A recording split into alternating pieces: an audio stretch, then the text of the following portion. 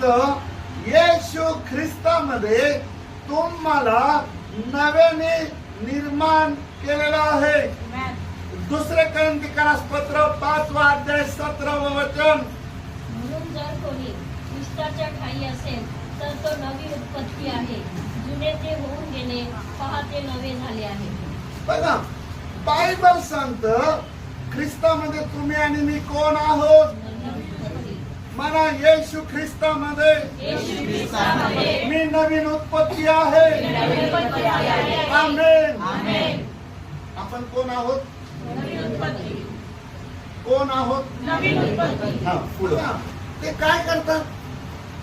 जुन्या गोष्टी आठवत राहतात. जुन्या गोष्टी त्यांच्या मनात चालत असतात. देव म्हणतो, अरे बेटा, तुझा नवीन जन्म झालाय, मी तुला नवीन उत्पत्ती बनवलंय. पण आपण काय करतो? नाही पास्टर, काल मी असं केलं, परवा मी असं केलं, तेव्हा मी तसं केलं होतं, म्हणून माझं जीवन असं आहे. लक्षात घ्या, बायबल सांगतं देवाने येशू ख्रिस्तामध्ये डायरेक्ट नवीन जन्म दिला. हो, आपल्याला डायरेक्ट आपला आत्मा चेंज केला. पण हे सगळं कुठं चालू राहतं? जुन्या गोष्टी माइंड मध्ये पडलेल्या असतात. मला सेकंड हँड नाही बनवलं, डायरेक्ट ब्रँड न्यू नवीन उत्पत्ती बनवलंय.